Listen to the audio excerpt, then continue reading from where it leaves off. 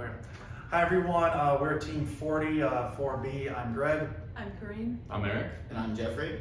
And our project is building upon a previous project of scanning a tire to look for discrepancies in the outer layer and using a radar. So since our last video, our first step was ordering a cable to replace a cable that we already had in the lab that had a broken pin. This was to counteract shakiness that we were getting within the rotation stand, and that has since come in and it did fix our shaking issue.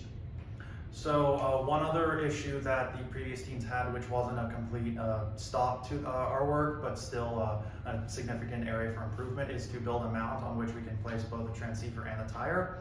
And the reason for this mount is that the way the previous teams collected data is they had the transceiver placed on one platform and the tire on another, and there wasn't much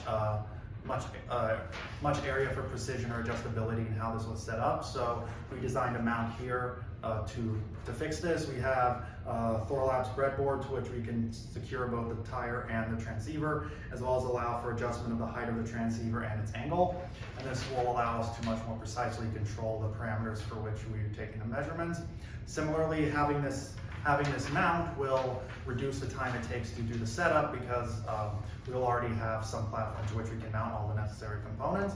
And this is important because arranging these components properly is a significant time sink.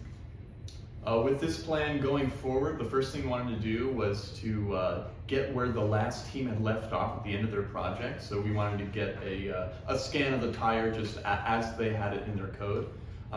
Initially, we were going to use the lab computer that they had used that already had all the necessary drivers for rotation stage, that also had the MATLAB code that communicated between the rotation stage and the VNA and brought it all together to construct an image.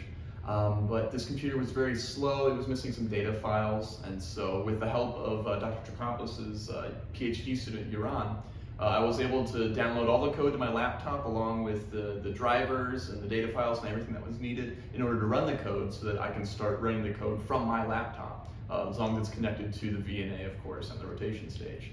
And then with all that done, we were able to start getting some scans going. And once all the necessary downloads of the drivers was complete, our experimental setup allowed us to obtain 2 full scans of the tire, with each full scan taking about 5 minutes to complete. Now, unfortunately, we did run into some roadblocks regarding the output of the MATLAB script, because it was not outputting an image of the scan. Yuran was able to look at the MATLAB code and realize that simply changing the X limits would then provide us with a tire scan. Moving forward, our plans for next semester would be looking into the positioning of the transceiver with respect to the tire.